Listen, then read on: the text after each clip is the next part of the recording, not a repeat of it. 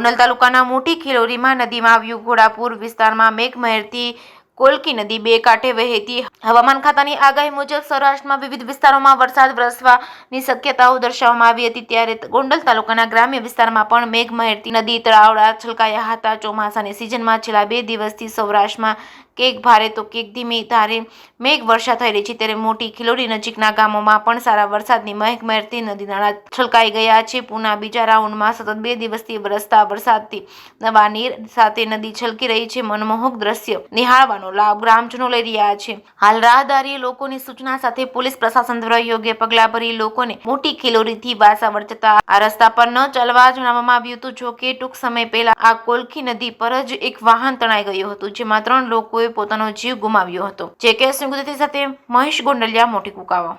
તો અત્યારે જે નદીનું દ્રશ્ય દર્શાવવા જઈ રહ્યા છે તે છે કોલપરી નદી કે જે વાસાવડને તેમજ હમણાં દુર્ઘટના જે ઘટી હતી, તો જે નદી છે તો એ નદી પરથી જ આપણે તે લાઈવ કરાવું છું, કારણ કે જે ઉપરવાસની અંદરમાં જે વરસાદ પડ્યો છે તો વરસાદને હિસાબે અત્યારે હાલમાં પાણીનો જે હલાણ છે તો પાણીની અંદરમાં પૂરની જેવી પરિસ્થિતિનું સર્જન થયું છે। તો અત્યારે જો કે પોલીસ પ્રોટેક્શન દ્વારા પણ સારી એવી કામગીરી કરવામાં આવી છે।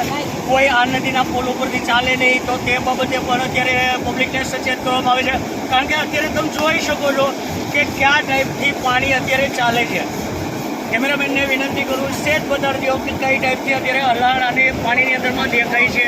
તો અત્યારે જે પાણીનું પૂર જેવી પરિસ્થિતિ જેવું દેખાય છે, તો અત્યારે સુરક્ષા તંત્ર તરફથી પણ સારા પગલાં ભરવામાં આવી રહ્યા છે। લોકોને સચેત કરવામાં આવી રહ્યા છે કે હમણાં ટૂંક સમય પૂરતો આ રસ્તાનો ઉપયોગ ન કરો।